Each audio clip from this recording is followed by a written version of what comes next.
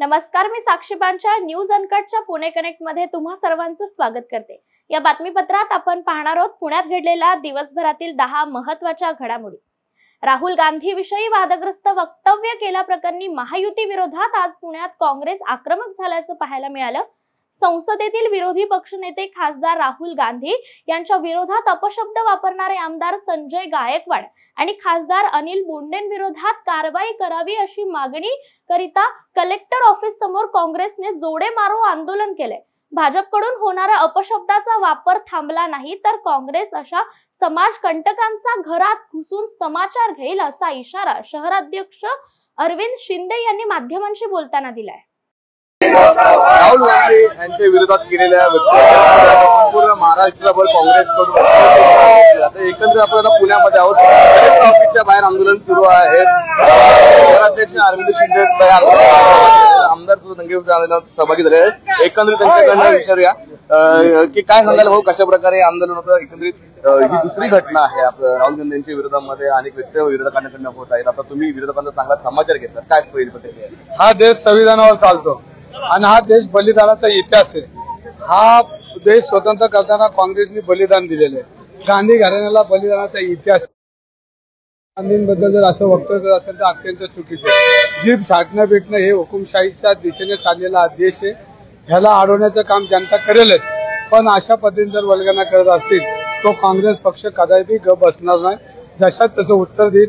ज्या पद्धतीने गायकवाड बोलतात, बाकीची लोक जी बोलतात ते अत्यंत चुकीचं आहे आणि ह्याच्याकडे गृहमंत्री जर लक्ष देणार नसतील तर हे त्यांना पाठीशी घालतात आणि ह्याचाच अर्थ की भारतीय जनता पार्टीमध्ये राहुलजींबद्दल जी खदगत आहे, जे मनामध्ये भीती निर्माण झाली, ती भीती कुठल्या तरी दुसऱ्या दिशेला न्यायची, एक वेगळा टच राजकीय द्यायचा आणि देशामध्ये सत्ता संपन्न करण्याचा प्रयत्न ते करतात।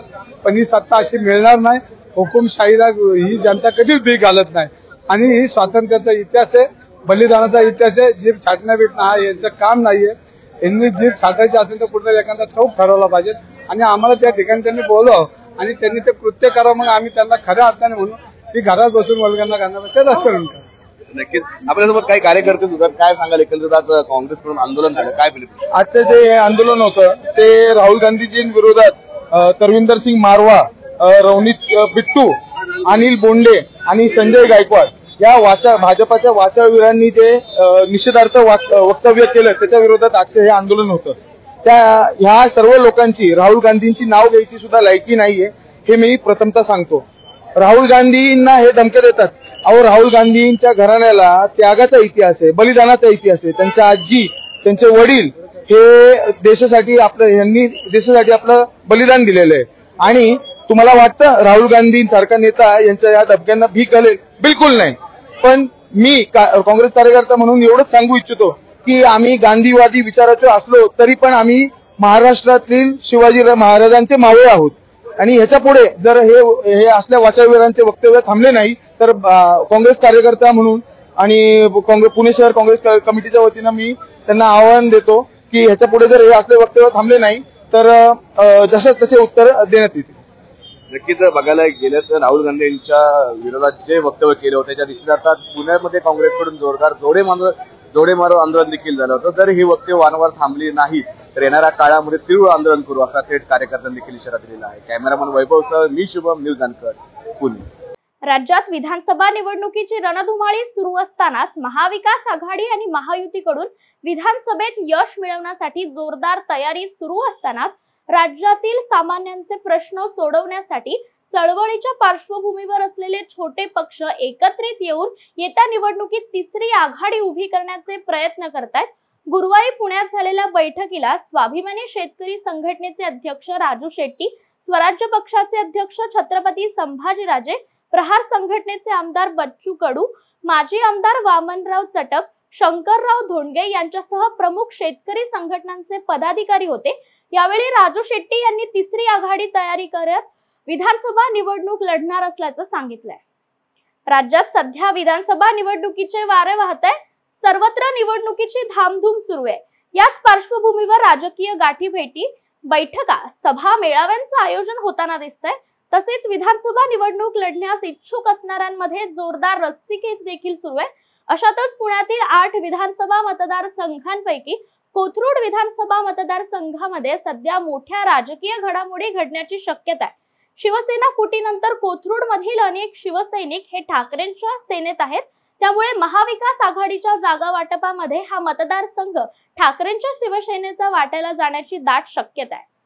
विधानसभा निवडणुकीपूर्वी नेत्यांच्या पक्षांतराला वेग आला असून चिंचवड विधानसभा मतदारसंघातील भाजपच्या विद्यमान आमदार अश्विनी जगताप या देखील राष्ट्रवादी शरदचंद्र पवार पक्षाच्या संपर्कात असल्याची चर्चा राजकीय वर्तुळात रंगतीये। मात्र या चर्चेत कसलंही तथ्य नसून मी भाजप सोडणार नाही असा खुलासा जगताप यांनी केलाय।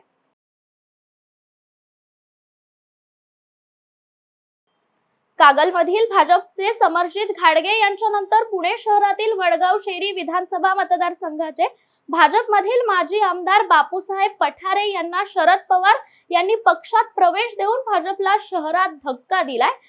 महिन्यावर येऊन ठेपलेल्या विधानसभा निवडणुकीसाठी बापूसाहेब पठारे इच्छुक असून त्यांची उमेदवारी या प्रवेशानंतर जवळपास निश्चित मानली जाते।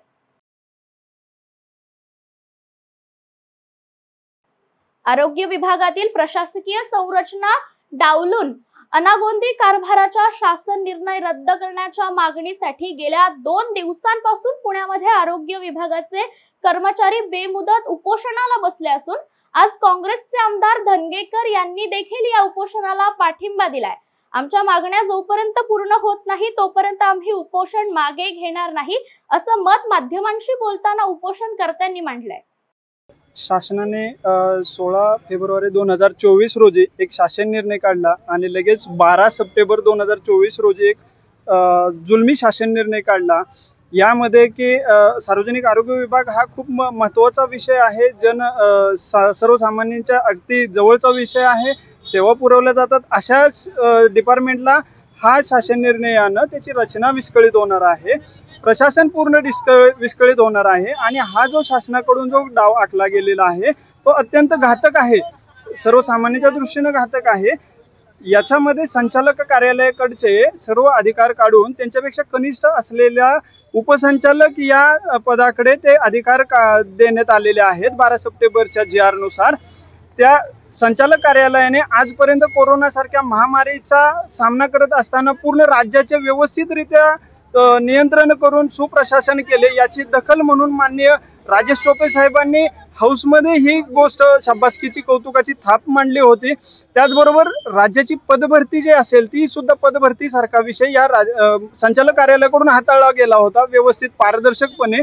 अशा संचालक कार्यालयाचे अधिकार काढून घेऊन उपसंचालक दर्जाच्या अधिकाऱ्यांकडे देणं म्हणजेच संचालक कार्यालयाला खिळखिळा करणं आणि प्रशासन गुंतागुंतीचं दिरंगाईचं करणं हा त्याच्या पाठीमागचा हेतू आहे। आणि या गोष्टीला आमचा विरोध आहे की संचालकापेक्षा आयुक्तांपेक्षा अत्यंत कनिष्ठ असलेला दुय्यम असलेल्या अधिकाऱ्याकडं हे जे अधिकार सोपवण्याचे प्रयोजन काय आहे ही आमची मागणी आहे।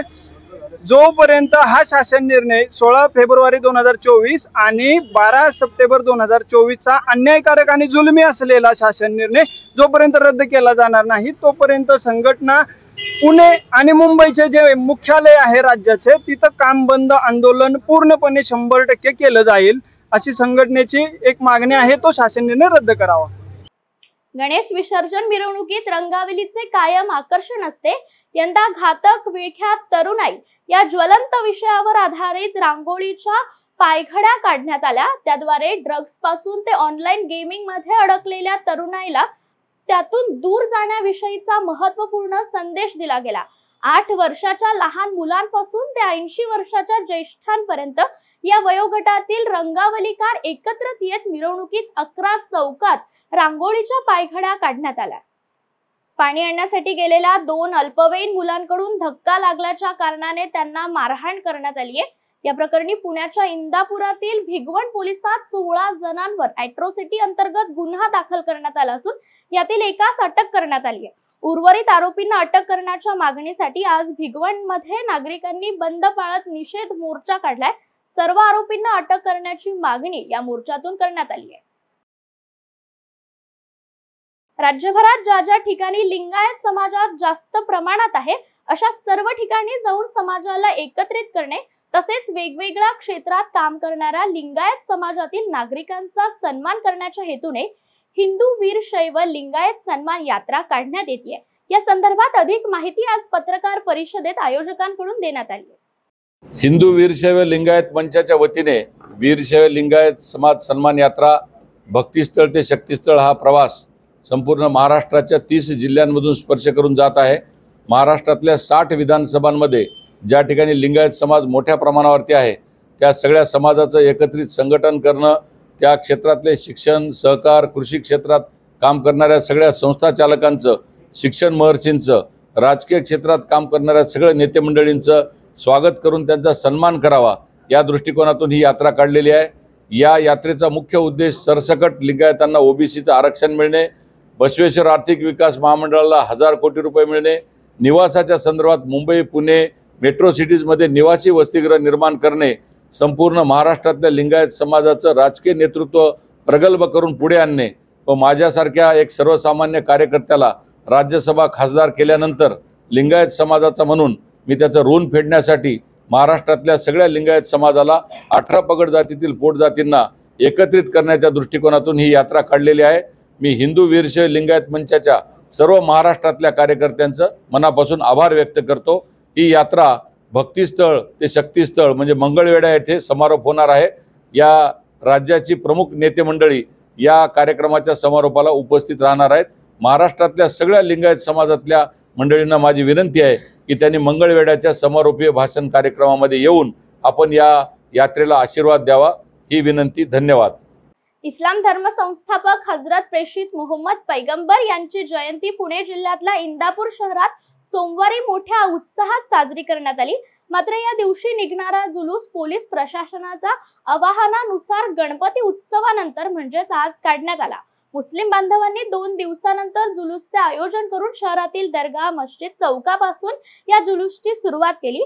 शहरातील चौकात या जुलूसचे स्वागत करत मिठाईचे वाटप करण्यात आले।